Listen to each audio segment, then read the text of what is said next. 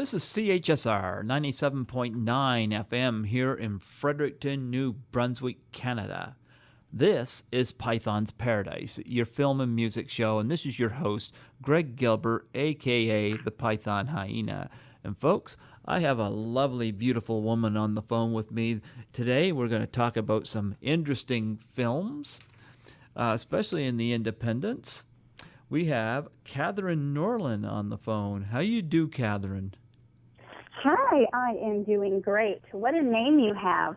Python what? Hyena. That's great. Well, I like African wildlife, but I've always loved snakes. I've always had a fondness for snakes. And I like the spotted hyena, and they're two of the most underappreciated animals on the planet, especially since they... You think? Well, you know what snakes do? Mm. They are massive pest controls. Yeah, that's true. They say that about the rats. Well, they say that they kill more rats and pests than birds of prey or cats. No kidding. Yep. Wow, I didn't know that. Expert hunters, and of course the spotted hyena have a stomach like cast iron. They can. I heard they pretty much eat what we can throw away, more or less. They eat everything, including the bone. Mm. Yep. Yep. But they said I had a documentary on one time. They said they'd be right at home in a sewer because nothing kind of hurts them. Mm. Yeah. Do you see yourself in that? No, but the fact of the matter is they clean up. They clean up the environment. So they're often very misunderstood. So they're two. I like all kinds of animals, but those two kind of suit me best. Love it. Yeah. Well, it's good. I be compared to husky dogs because they're the dog that has the most predominant trait of having two different colored eyes. So whenever somebody notices that I have heterochromia iridis, I joke around and say, yes, I'm part husky. You know what's interesting? When of course Steve Joyner was the one that connected us together. He brought that up to me. I said, "Did you see her eyes?" And I'm like, "Yeah, they two different colors." But I guess you just confirmed it. Mhm. Yeah, a lot of times people think I'm just doing that for attention or on purpose. I hated it growing up. I just wanted to fit in. Well, how now? I don't know anything about this. You're the first person I've encountered that's had this. How does this happen? I probably should research the science behind it, the genetics. I don't know. I haven't researched it. I read once that it happens to 1 in every 8 million people. Oh. And I had somebody come up to me last Saturday I was reading a couple poems at a spoken word event, and they said they studied it in college, and it had to do, I think, with Greek mythology, and they said people with two different colored eyes were demigods, and he was going on, really puffing me up. But I don't really know the genetics behind it, the mutation or whatever. Okay. Well, I was wondering if you'd give us a little bit of your background. Okay. Yeah. Well, I live in Los Angeles, California, and I moved here many years ago to start an acting career. Before that, I was living in Minnesota. I didn't really have much going on there, to be honest. But once I realized I wanted to move to LA, 6 hours after I drove into town, I had my first audition. So I really got things off with a bang. I've had probably 600 or 700 auditions since then. I've been in well over 100 projects, mostly independent films. Most of them have never seen the light of day, but there have been a few that have. And probably about 10 years ago, I started making my own projects as well because I felt very limited by the things that I was being sent out to audition for and the roles I was getting. So I decided to take matters into my own hands, and I started writing screenplays and short films and things like that. And now today, I've authored 2 books, and I just finished the 17th rewrite of a thriller film that I hope to produce next year. I just executive produced a film that is a apocalyptic horror western that's called Cannibal Corpse Killers, that deals with The Walking Dead. And I'm in development with a couple other films as well.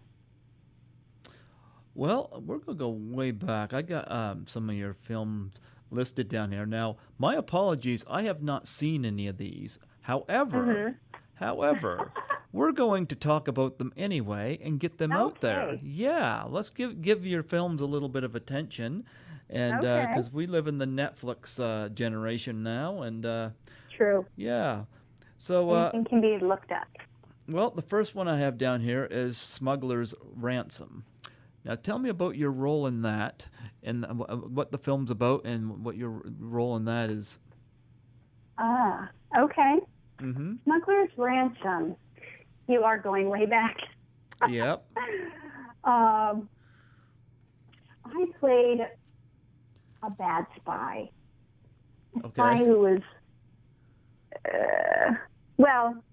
I was playing on the wrong side. Let's just put it that way.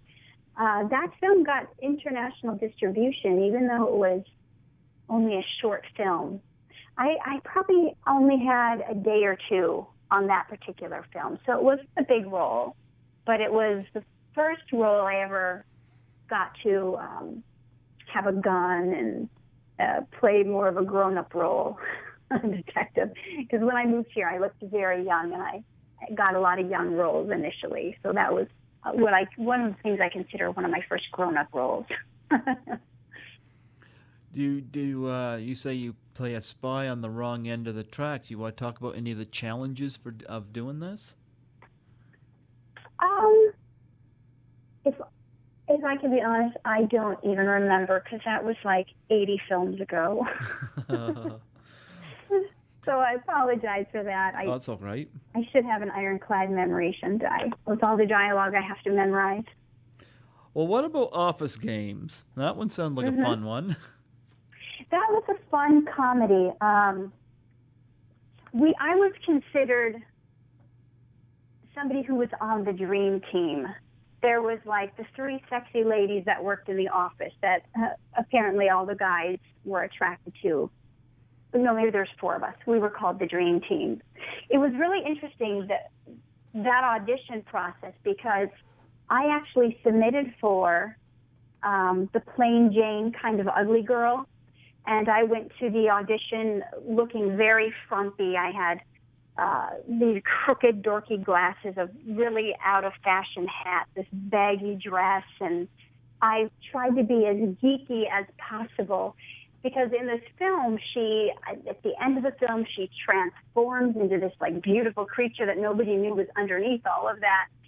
And so I did the audition. At the end, they wanted to see my transformation. So I whip off the hat, I whip off the glasses, take my hair down, pull the frumpy dress off, and I have like a little crop top and mini skirt underneath. And they were floored, and they like spun me around and wanted to see me from all angles. And they were calling me a young Michelle Pfeiffer, and it was all very flattering. Anyway, the director says to me, if you actually look this good, we don't want you to have that hidden throughout the whole movie. So they ended up casting me in a different role than I actually auditioned for. But yes, that was a very fun film, and I'm actually pairing up with that same director for a movie. Hopefully that will be shot this year, and I will also be playing a detective. Okay. Yeah. And of course, another film I got listed down here. I did see the trailer for this one. This one looks very psychotic. A film called Hole. Yes. You know, that director, Joaquin Montalban, if you like horror films, you would appreciate his stuff. That's the same director. I worked with him on his film Hole. I also worked with him on his feature film Mobius, and I was supposed to be in his film The Legend of the Hillbilly Butcher, Okay. which I think came out last year. I said no. I said I don't play scream queens. I'm not going to be running and screaming and doing any of that. So, so I said no to that role. But then when the film Cannibal Corpse Killers came out, we teamed up and did that together. Okay, so back to Whole. Whole follows three different people. It follows the killer, who is being released from prison, and it follows the detective, and it follows his main woman the woman he's preying on. And really interesting twists and turns in this movie, and what, I don't know, this might be a spoiler alert, but when you watch Whole, the movie actually takes place going backwards. Oh. So it's really fascinating, and you see the killing happening and all this stuff happening. But when you get to the end of the film, which is actually the beginning of the film, you realize he was asking the prison guards and the parole officer not to let him out. He didn't want to go back in society because he was afraid of what he might do. So that's probably giving away too many spoilers, but it is a fascinating movie, and that writer-director has a really interesting mind of how he puts things together. So definitely one to look out for. It. I forget where you can find it, but it is available online for purchase and downloads. Tell me about your part in the film. My part in the film, well, I played the detective's wife. Okay. So the main detective, I was his wife, and it was very tumultuous for me because he would bring his work home and he would leave these awful pictures out of these crime scenes out on the counter for me to see, and it really put a wedge between us and our relationship and made it very hard for us as a couple because he just couldn't escape his work and the cases he would bring home. And at one point in the film, I was also stalked by the killer, but my husband came home in time and I didn't get killed. Oh, okay, yeah, that was what I was going to ask. You were one of the... the killer had a thing for blondes in flower print dresses. So that was kind of his MO of who he looked for. They'll just take the flower print dress off and wear other clothes, and you're set. Right. Let me guess, you wore a flower printed dress. Yeah. Don't do that. No, yeah, don't ever do that. Caution. No, because I know that he abducted all these women. I was watching the trailer. I was like, I wonder, is Katherine one of the unfortunate ones? Mm-hmm. Yeah. Yeah. No, not in that. I survived that one. Okay. Well, it looks like a pretty tense, almost kind of like an Eli Roth style horror film. Mm. Yeah, he's been compared to a few different people. That name isn't a name I remember. But the director, Joaquin Montalban, his slogan or his tagline is, "A film without blood is like a marriage without sex." Well, there's a lot of marriages that don't have sex, so there you go. Well, in his mind, that is just not right.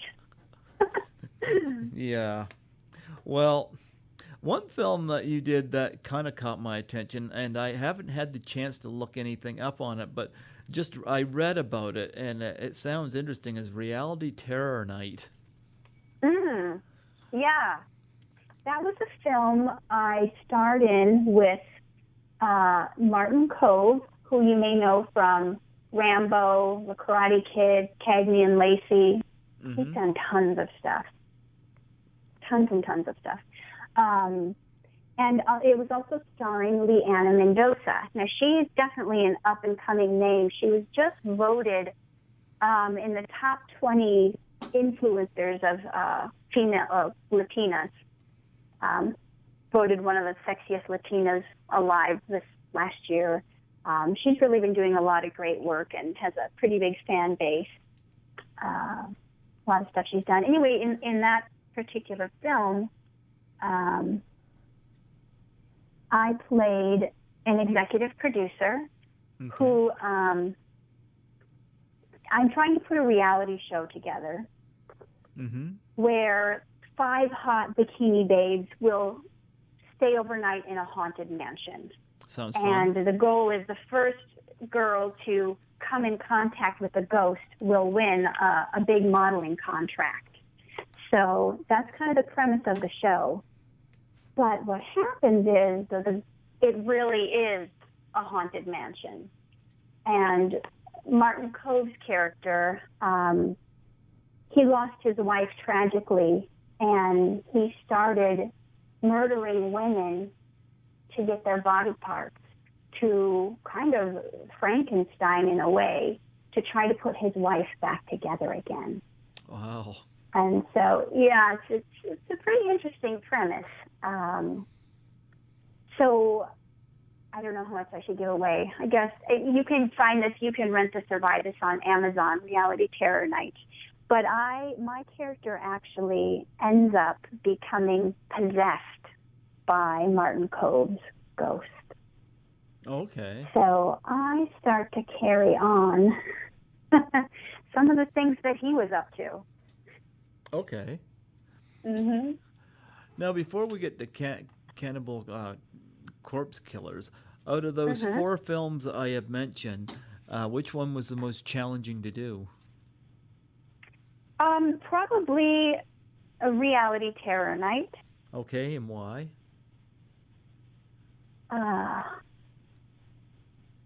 Well, there was one particular scene. Well, it was interesting in that particular film.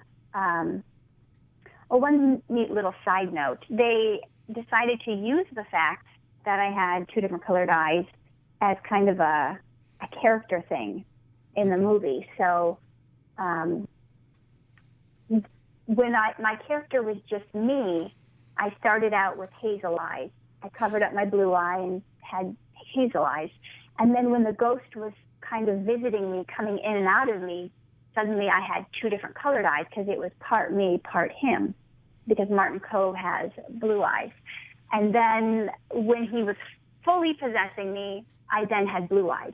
Now, this is subtle. It's never mentioned in the film. You have to be really savvy to catch it, I suppose.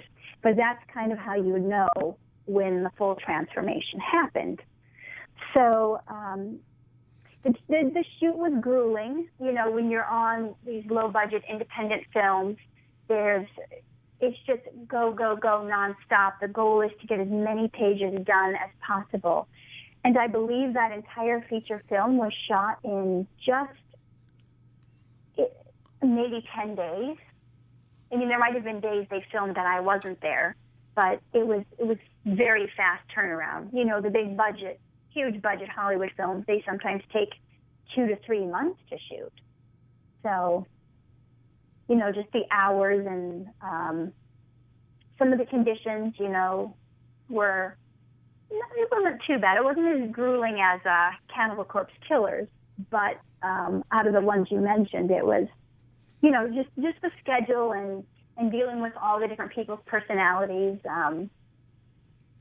Yeah, I think I'll leave that. You know, sometimes when you get a bunch of women together who are in bikinis, sometimes it can get a little catty. I tried to avoid that situation.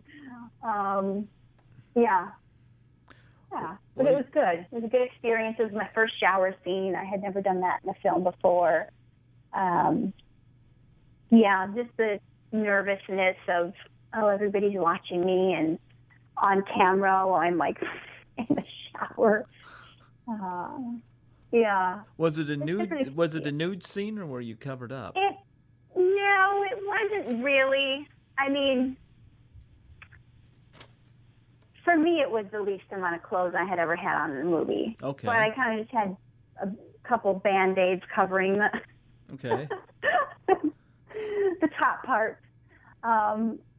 So that was, you know, being comfortable with that going on. And in the shower, I couldn't take an actual warm shower because it was fogging up the lenses of the camera, and then they couldn't see. So you don't things that you don't realize when you watch a movie, that, the temperature is not what you think it would be, and things like that. I consider it a great learning experience. Part of the challenge was acting like the transformation of acting like a man. Once this man came and possessed me, how then would I walk? And I made different choices for my character on how they would walk, being in a woman's body wearing heels for the first time. And so I tried to make that like a character trait where I was having trouble walking in heels, but trying to still appear like I'm this woman. And, just interesting things that you as an actor try to think of to really bring a character to life and make it believable. Well, let's talk about Cannibal Corpse Killers now. Okay. Yeah. You play a character named Scar. Yes. Tell me about this film. Did you see the trailer for that one? I didn't see the trailer, but I did read up on it. Okay. Well, just for those who want to know, CannibalCorpseKillers.com is the website.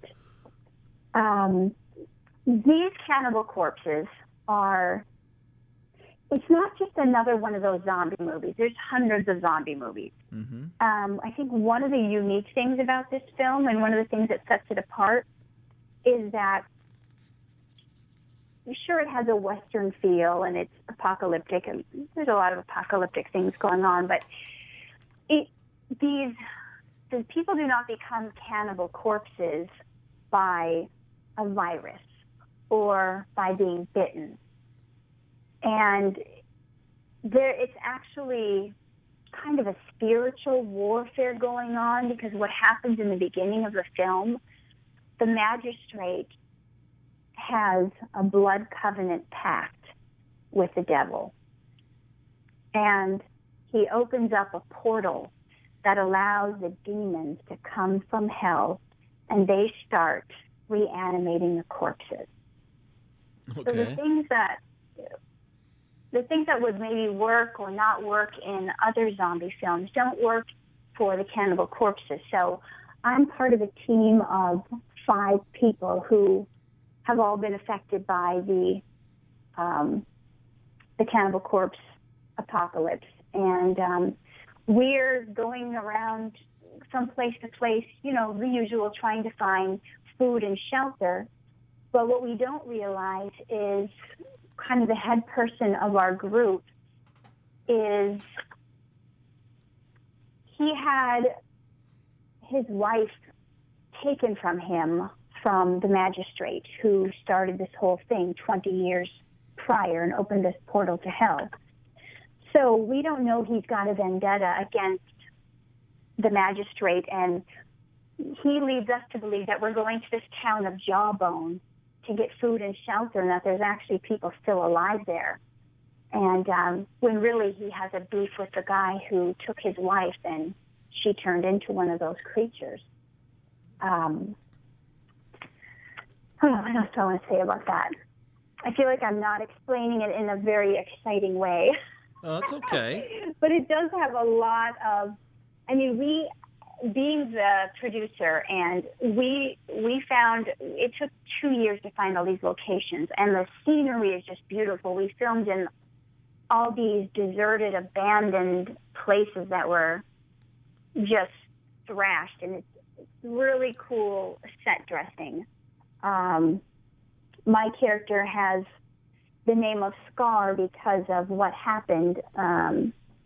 She lost her son. Her own son became a cannibal corpse, and he tried to kill his mom, and he cut her face open, and that's why she has the scar that she has throughout the movie down her face. So we ended up going to this town, and there isn't anybody left alive in this town, and it's just been overrun and overtaken by these cannibal corpse zombies. And the magistrate at the same time is trying to do this blood covenant ritual with the head demon and trying to basically take over the world and have him be in charge of all the cannibal corpses. but our lead guy, Pike, comes to stop it before it can get to that point. And there's a lot of really good fight scenes in the movie. I got to do, I think more than anybody, I got to do 3 fight scenes in the movie. So that was interesting training. I had training 3 years ago when I shot a TV pilot for this wrestling show. I don't know if you have heard of a show from the 1980s called Glow. I Gorgeous have. Ladies of Wrestling. I have. You have? Yeah. Okay. So that very same director was putting together another show, kind of a spin-off of the Glow show, and it was tentatively titled Stem to Action. At least that was the title of the pilot, and it had some of the original cast members from Glow, but they were judging the contest. So it was the women on the show were going through all these contests to see who would qualify to be, on the show as the next female wrestler. Why did I bring that up? What was that correlation? Oh, the wrestling training. I was able to incorporate my wrestling training from that show, getting trained by the actual original Glow ladies. I was able to incorporate a lot of the moves I learned into the fight scenes for Cannibal Corpse Killers. Okay. Wow. Yeah. So, do you have any? And that was grueling. We were shooting 12 hours a day. Our locations were always like 2 to 3 hours away. And some of the days we were shooting, being this guerrilla, and it was guerrilla filmmaking. There was only one scene in the movie where I actually had permits, where I actually got permits to shoot. It was like run and gun. There was, the sheriff's coming to try to shut us down. There was people coming, kicking us off what we thought was abandoned property. There were a lot of, crazy stuff that happened during the shoots. 108 degrees, filming some days. There's no shade. We had nowhere to go to the bathroom. I mean, ladies were having to go in the bushes, and it truly was like the epitome of guerrilla, shoestring budget, independent filmmaking. So what was it like? Like you've been an actress, but now you're producing this film. And what are some of the what's it like doing actress and producing both? Yeah.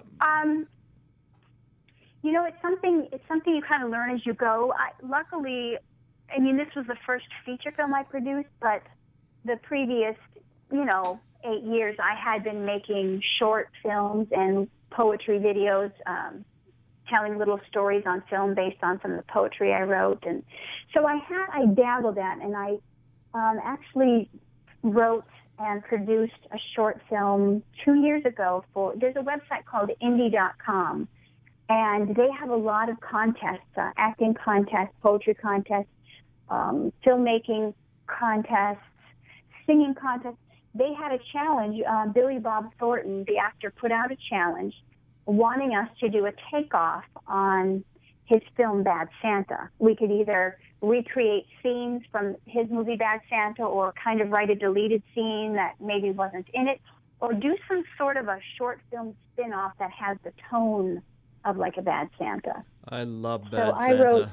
I wrote a very, maybe you wouldn't think it was very risque, but the people in my life thought it was a very risque short film, and I called it Oh Tickle Tree. It had a Christmas theme, obviously, Bad Santa. So instead of Oh Christmas Tree, the song, I called it Oh Tickle Tree. Okay. And I ended up winning the Billy Bob Thornton acting challenge and winning judge's pick, and got to meet with a huge, big-time casting director who casts big, like Tom Cruise movies, and that was pretty cool. But so I had my feet wet in producing. Doing this film, I didn't have like a full staff like a regular feature film would have, co-producers, and they would have assistants and, assistant producers and things like that. Pretty much everything fell on my shoulders when it came to putting the whole film together. The director did, you know, he got some of the props, and he got some of the costumes for some of the cannibal corpses, but pretty much, I mean, I was putting together all the people. I was going to the store, putting together all the catering myself, doing the craft service. And then I met Dapper Cadaver one day buying body parts, and then just trying to orchestrate all this stuff. And sometimes I didn't have time to even delve into my acting, and I would show up on set like, oh, what are we shooting today? Because I was so busy planning it that sometimes you can feel like, oh, you maybe didn't give your character enough to do because you had your producer hat on so long, you didn't take the time to delve into your character work as much as you should. But that may be just my point of view, and because I've gotten a lot of compliments on my work in that film, so maybe I'm just being a little self-conscious. But it is a challenge. It is a struggle. I have a home life. It's not just full-time this. I also have a special needs child that takes up, a lot of my time with the different challenges he has. So, it was kind of a crazy period of time. It was 15 months. We actually worked on shooting this, shooting like on weekends, and because our people, we couldn't really pay most of the people, so, we couldn't have them taking off work Monday through Friday to do it. So it was definitely a labor of love, a learning experience for everyone, but I'm pretty happy with the results. Yeah, wow. Going back to Billy Bob Thornton, what was he like? I didn't get to meet him. You didn't get to meet in him. person. Okay. Yeah, I've always admired his work, but no, he put the video challenge out for everyone to do, but he wasn't part of the prize package. Unfortunately, I would have loved that. I love Bad Santa. I gotta say, it's my favorite film that he's done. Really? Yep. Did you see Bad Santa 2? I have. I'm going to. Well, it's not as good as Bad Santa 1, and I'm going to tell you, I ended up really missing Lauren Graham in the movie because she's not in it, and that kind of bothered me because she really connected with him, and I thought that was really missing in it, and yeah, I bet. I did like seeing Brett Kelly as an older Thurman Merman. He had some fun in it, and Kathy Bates I really liked in it, and I didn't know she was in it. Oh, she plays his mom. Oh, she wasn't in the first, was she? What's that? She wasn't in the first one. He was alone, wasn't he? Okay. Yeah, he was alone. Of course, Tony Cox is back, of course, playing the elf. But I would have done a lot of stuff differently with Bad Santa 2 had it been up to me. Yeah, I wouldn't say it's the worst film I've seen last year. I mean, I was entertained. But it was nowhere near as good as Bad Santa, and I think one of the things is I kept looking at it thinking I would have done this different, or this different, and I would have still had Lauren Graham back in it. I don't know what the story was there. It's kind of like I'll give you an example. It's kind of like watching Ted 2. I loved Ted. Okay. I loved Ted. I was disappointed with Ted 2, and one of the things that bothered me in Ted 2 was that the absence of Mila Kunis. And now I guess Mila Kunis, she had her baby and whatnot, and wasn't able to do the film or something along those lines. So they had it written in that they split. And I'm like, that makes no sense to me because of all the stuff she went through to connect themselves together, the sacrifices she made by the end of the first Ted to connect them, just to have that little write-off at the beginning of the film. And so Ted 2 disappointed me. So, yeah. So I found I was missing Mila Kunis in Ted 2, and I was missing Lauren Graham in Bad Santa 2. So, yeah. Yeah, that's quite the position to be put in as a writer. To how do you? I have there's a web series I was working on, and they've asked me to come on board now to rewrite the whole web series and maybe turn it into a pilot, possible TV pilot to pitch to Amazon or something like that. And the director's telling me, well, so-and-so isn't attached anymore, and this and that. And I was like, well, gosh, how do you, if they're not being a part of it anymore, how do you go on and you just simply say, oh, we broke up, or, is the audience going to buy it, or, do you not show the footage from the other ones we shot? And that is always a challenge. What I would have done with Ted 2, and I think this would have worked because I know Mila Kunis is friends with Seth MacFarlane, I would have had her character on a business trip where she's not in the film, and I would have had maybe a couple of cameos where she's talking to Mark Wahlberg on Skype or something like that, and he's telling her what's going on. I would have done something like that because then it would have just wasn't completely missing. Yeah, and nothing against Amanda Seyfried, but she did not fill the void there. Yeah. Yeah. I kind of had the same. Well, I mean, it's a minor thing, but when I watched the female Ghostbusters, and every single person made the cameo except for, was it Rick Moranis? Rick Moranis, yeah. And he just said he wasn't feeling it. That wasn't a role that was going to make him grow as an actor, or wasn't, whatever. He just didn't feel like doing it. But, when you've got every single person except the one, you're like, oh, it does, I guess that it's a little piece of nostalgia, a little heartbreak, because you're like, oh, but I remember them, and yeah. Oh, people will be people, and there's times you feel like you have to move on, and it's a little disappointing, but what do? You still want to make your art. If someone's offering you money to make number 2, you're going to make it. Well, Rick Moranis not being in the female Ghostbuster, I mean, it's disappointing, but I can kind of deal with that.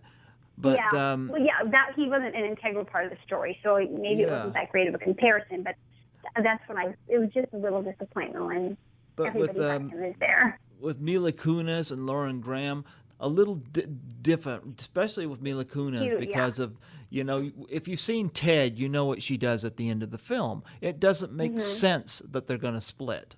I'm sorry, I wasn't buying it, and I thought it was just a cop-out. It was just a cop-out in Ted, too. A cheap trick, cheap cop-out. Yeah, so, yeah. So Have you Yeah? Have you ever made any films yourself, or attempted to write any scripts or do anything like that in the filmmaking realm? No. No, but the only thing I've been doing is issuing charity challenges. That's about the only thing I've done on film. What is issuing charity challenges? What does that consist of? Well, okay, I'll bring this up since it's a charity. I remember the Ice Bucket Challenge happened a few years ago, and it was a real success. And I kind of got to thinking, wow. If people did this like every year, just think of what it could do to charities, and help, because I know somebody close to me that's got ALS. So, yeah. Well, another one came up after Robin Williams had passed away, and what a blow that was, losing Robin Williams, and he suffered from depression, and who knew?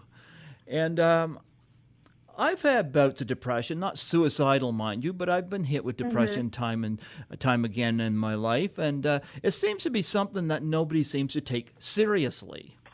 Right. And so another challenge came up called the Doubtfire Face Challenge, and I've been throwing that out to people, and what it involves is that for suicide and depression awareness, you film yourself taking a pie in the face, and you nominate 3 people.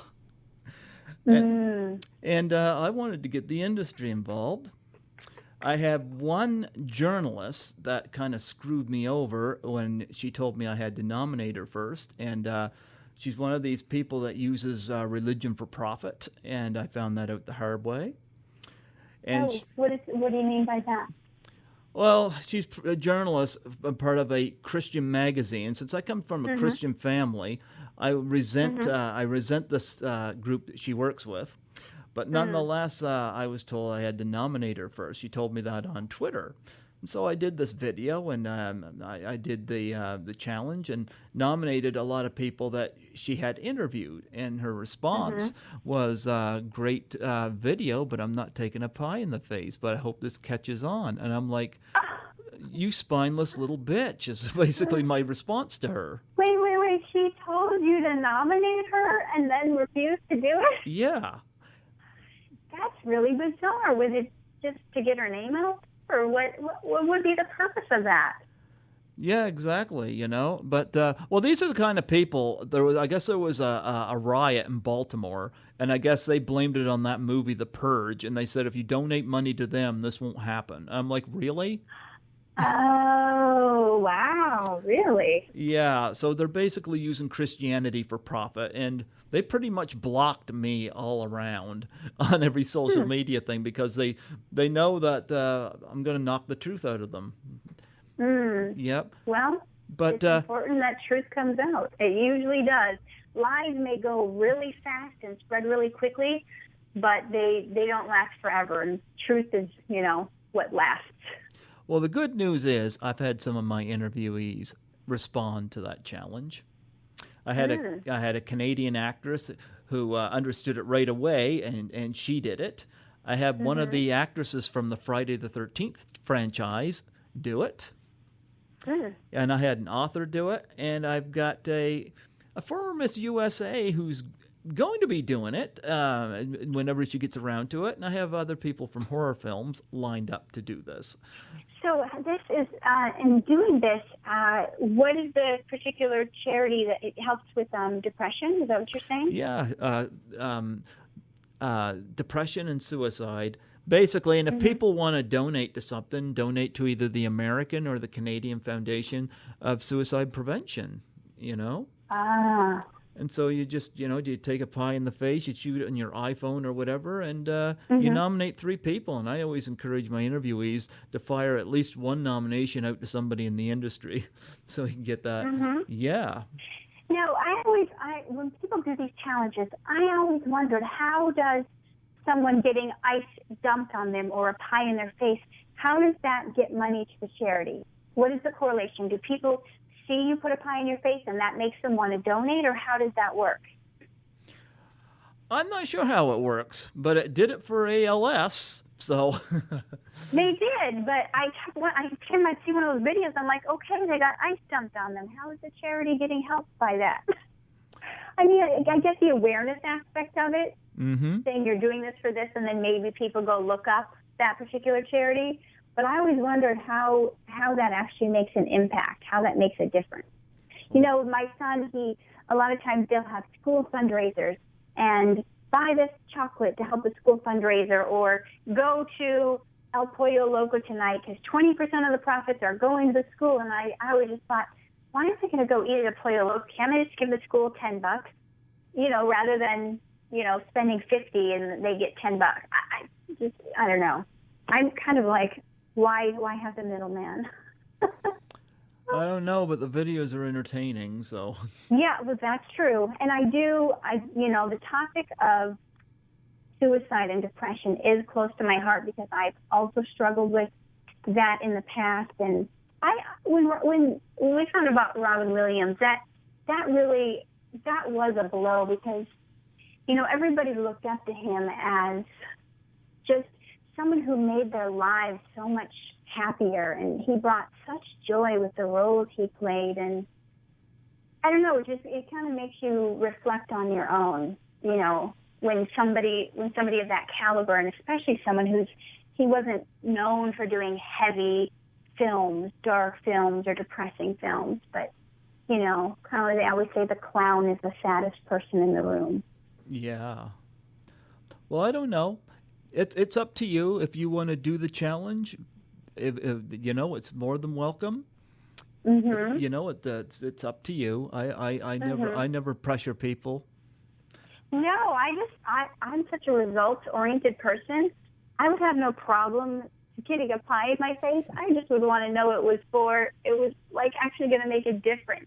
You know, how is that your? I think people might be better off if you challenge each person to give $5 to that organization. It just might work out better than spending $5 on a pie. Yeah, but you know what? Doing a video where you challenge people to give $5 to a charity, not too many people are going to hit on that. No, I suppose you're right. Yep. You may have something to that. Yep. The shock effect. Like I said, the ALS challenge, I don't know how much that made, but it made a lot. And I just got to thinking, if this happened with every charity, I imagine there could be some solutions to a few things, but... Yeah. Yep. Mhm. But who knows? But I'll leave that with you. You either do or you don't, and I won't judge you either way. But well, thank you. You're welcome.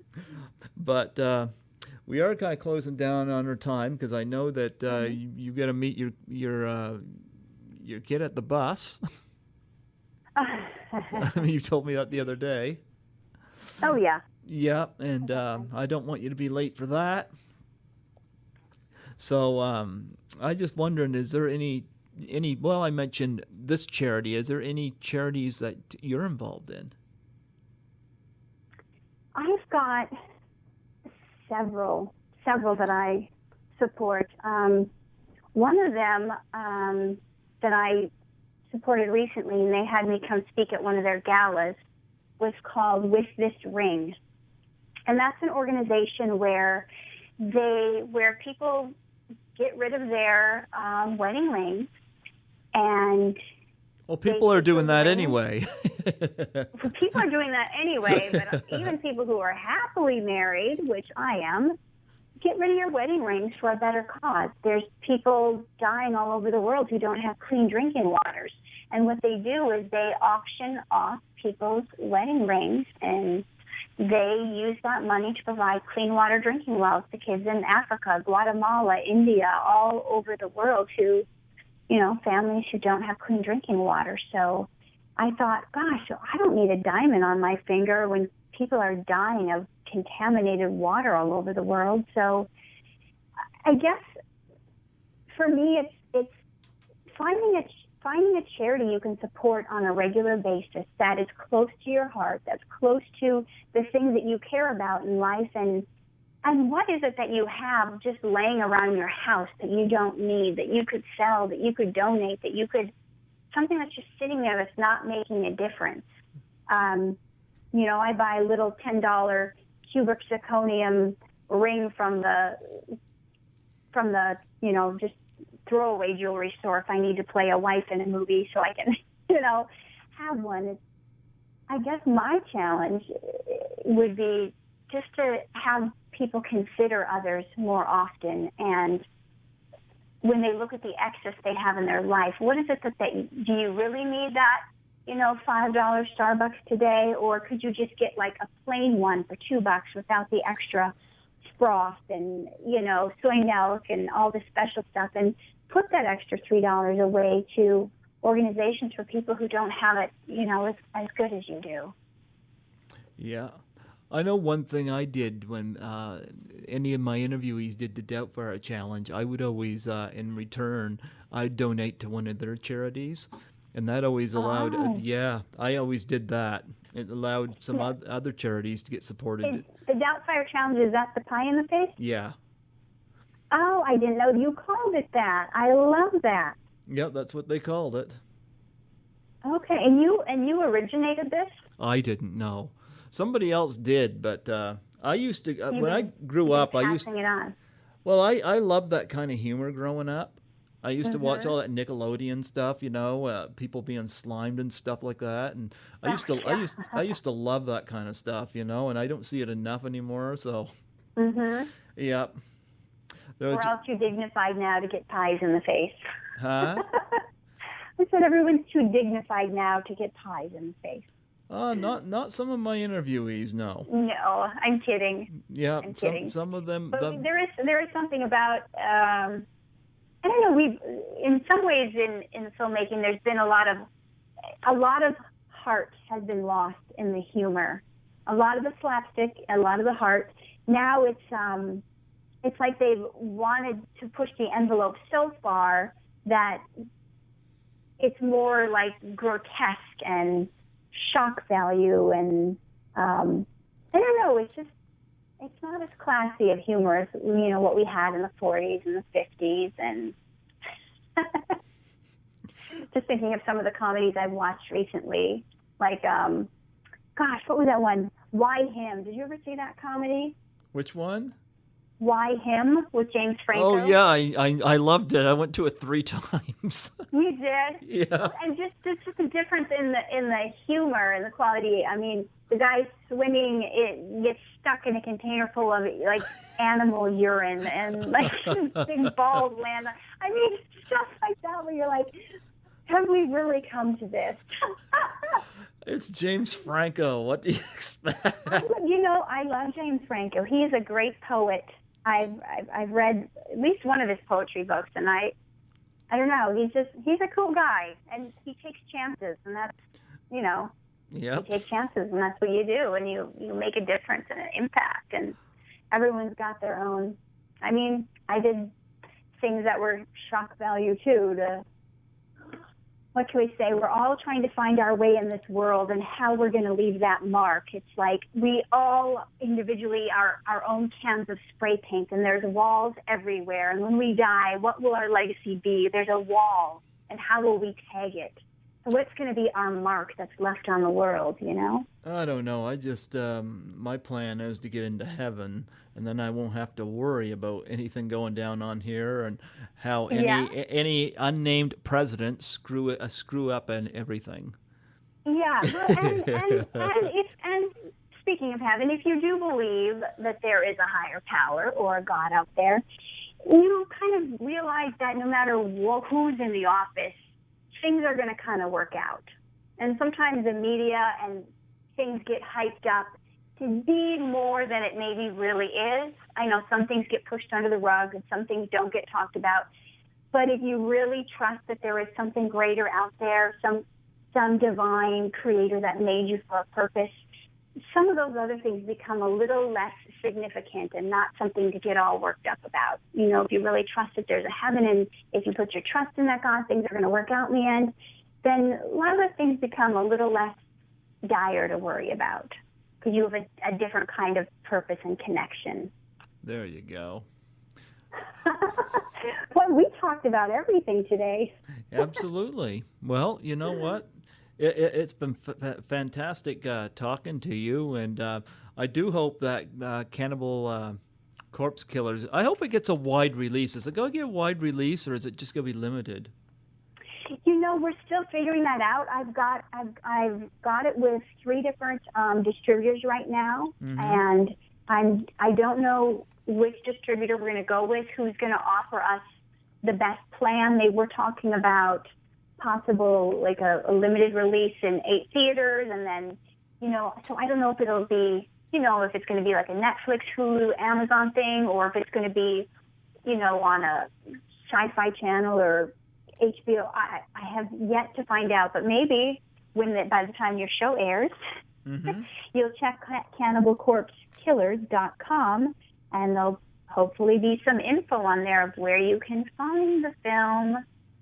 Yes, hopefully. Yeah.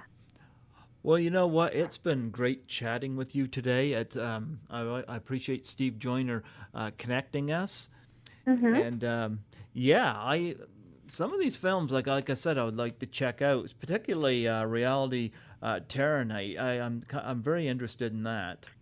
Cool. You can rent that on Amazon, so have at it. There you go. Great. Well, thanks for wanting to chat with me today. It was a pleasure. Before you go, would you mind doing a plug for my show? What would you like me to do? Just state your name and say you've been listening to Greg Gilbert on Python's Paradise, that's the name of my show, in New Brunswick, Canada. In where? New Brunswick, Canada. New Brunswick? Yeah, New Brunswick, Canada. You got to say Canada Okay. because I guess there's a New Brunswick in New Jersey. So I want to. Yeah. Oh, okay. Sure. You ready? Shoot. Hi, I'm Katherine Norland, and you're listening to Greg Gilbert on Python Paradise, New Brunswick, Canada. There we go. Well, Catherine, I hope Cannibal Corpse Killers does well. I hope it is a success for you. I hope you continue in producing as well as acting. I don't know what the ratio of female producers are in the industry right now, but it's always nice to see, especially female directors and whatnot, taking a little behind the scenes and going with it. So I commend you for that, and still taking the challenge of acting in front of the screen as well. And you managed to do it without being on the shrink couch like Woody Allen is, like most of his movies. Right? Isn't that what Woody Allen does? He acts and writes and directs. Yeah. That's it. Yeah. It's getting to be more like that in this industry where people are wearing multiple hats.